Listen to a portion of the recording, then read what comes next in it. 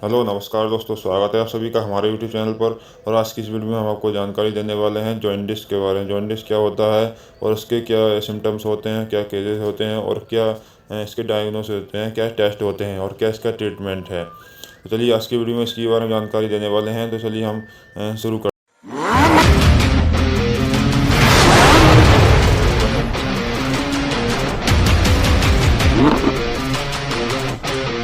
तो इसमें सबसे पहले हम जान लेते हैं कि जॉन्डिस क्या है। जॉन्डिस को हम जो है पीलिया के नाम से जानते हैं। और जब जॉन्डिस पेशेंट को हो जाता है तो उसके चार आंखों के चारों तरफ का सर्कल जो है पीला सा होने लगता है और स्किन टोन में बदलाव आ जाता है, यानी कि हमारी स्किन जो है कुछ पीली पीली सी दिखाई देने लगती है। तो और हमारा जो लीवर है, लीवर पर सूजन सी आ जाती है। जब पेशेंट को जो है जॉन्डिस की समस्या हो जाती है और पीलिया हो जाती है तो उसके लीवर पर सूजन सी आ जाती है। तो चलिए हम अब बात कर लेते हैं सिम्टम्स के बारे में। क्या इसके सिम्टम्स होते हैं जिसकी वजह से जो है जिसे हम देख करके हम ये पहचान सकते हैं कि इस पेशेंट को जॉन्डिस की समस्या है या नहीं है। तो सबसे पहला जो सिम्टम्स है वह है फीवर। पेशेंट को फीवर आ सकता है और चिल्स, यानी कि पेशेंट को ठंड भी लग सकती है। जब ठंड लगती है तो हम भी ये पहचान सकते हैं कि पेशेंट को जो है जॉन्डिस की समस्या हो सकती है। और जब पेशेंट को जॉन्डिस की समस्या हो जाती है तो उसे वीकनेस की समस्या भी आने लगती है, यानी कि वह पेशेंट जो कमज़ोर होने लगता है। और यह एब्डोमिनल पेन, पेशेंट के जो है पेट में दर्द होने लगता है। चेंज इन स्किन कलर, यानी कि जो स्किन होती है स्किन का कलर चेंज होने लगता है, पीला सा होने लगता है। डार्क कलर यूरिन, यानी जो यूरिन है हमारे उस यूरिन का कलर जो है चेंज हो जाता है, यानी कि पीला सा हो जाता है। तो चलिए इसके कुछ केसेस के बारे में जान लेते हैं कि किन कारणों की वजह से जो है पीलिया होता है। तो इसमें जो RBC, यानी कि रेड ब्लड सेल्स डेस्ट्रॉयड, यानी कि हमारी जो रेड ब्लड सेल्स हैं वह डेस्ट्रॉय हो जाती हैं, यानी कि कम हो जाती है। इनका जो अमाउंट है हमारी बॉडी के अंदर कम हो जाता है और एनीमिया की समस्या हो जाती है।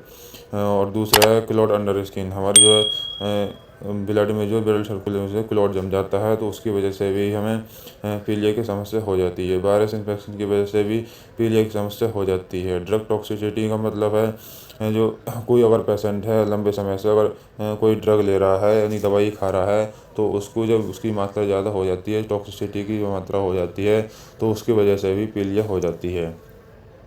स्वेलिंग गाल ब्लैडर, हम जब हमारे पित्ते में जो है गाल ब्लैडर को पित्ता कहते हैं, जो हमारे पित्ते पर जो सूजन सी आ जाती है तो उसकी समस्या से भी हमें पीलिया की समस्या हो जाती है। जो जो गाल ब्लैडर होता है वह लीवर के पास ही होता है।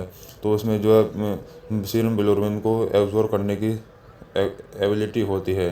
जब उस पर सूजन आ जाती है तो वो काम करना कम कर देता है, तो उसकी वजह से जो है हमें पीलिया की समस्या हो जाती है।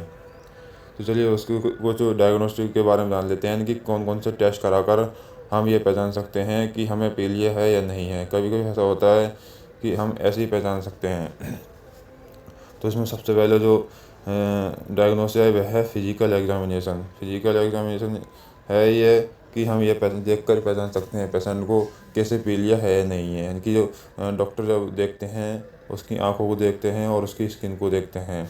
क्योंकि जो है जब पेशेंट को जॉन्डिस की समस्या हो जाती है तो उसकी आंखें पीली सी हो जाती हैं और उसका जो है और उसकी स्किन जो है पीली सी हो जाती है। और उसके यूरिन, फिर दूसरा है उसका यूरिन टेस्ट कराया जाता है। इसका जो यूरिन टेस्ट कराया जाता है उससे जो है जो लैब टेक्नीशियन है वह देख कर ये बता सकता है कि इस पेशेंट को जॉन्डिस की समस्या है या नहीं है।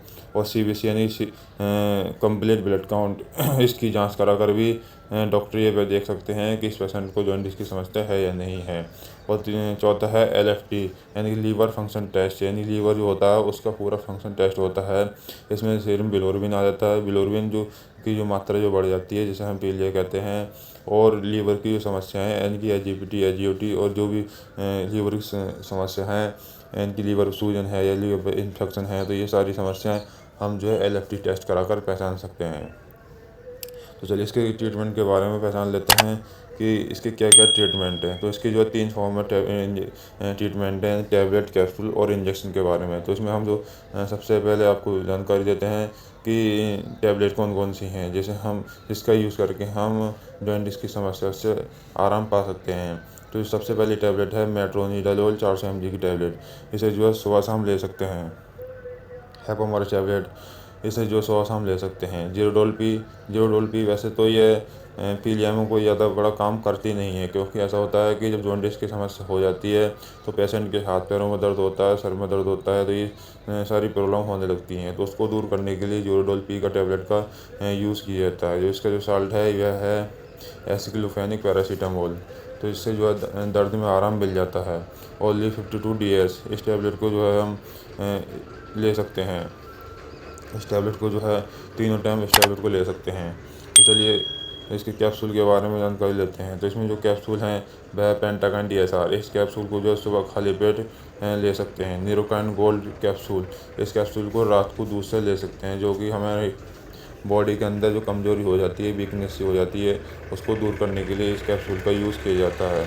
और ये जो पेंटाकाइन DSR है, यह जो है हमारे जॉन्डिस की समस्या हो जाती है तो हमारे पेट में जो है गैस सी बनने लगती है, एसिडिटी होने लगती है, खाना पचता नहीं है।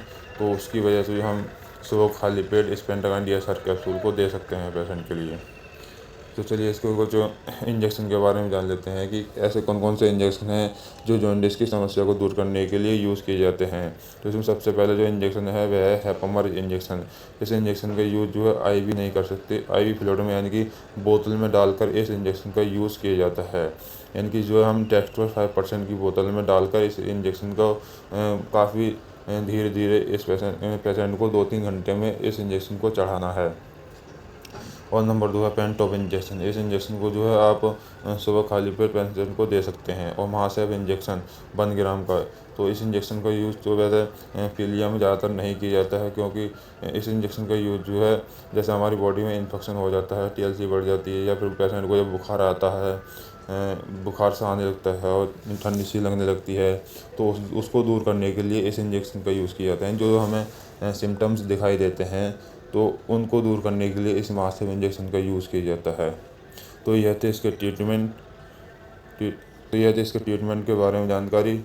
हाँ, एक बात का ज़रूर ध्यान रखें कि मैंने जितने भी आपको ट्रीटमेंट के बारे में जानकारी दी है, इसका यूज़ जो है डॉक्टर की सलाह पर ही करें। अगर आप इसको खुद से यूज़ करते हो और इससे आपको कोई प्रॉब्लम होती है तो इसके ज़िम्मेदार आप खुद होंगे। आई होप, मैं आशा करता हूँ कि आपको ये वीडियो अच्छी लगी होगी। अगर आपको ये वीडियो अच्छी लगी हो तो वीडियो को लाइक करना और चैनल को सब्सक्राइब करना ना भूलें। तब तक के लिए थैंक यू दोस्तों।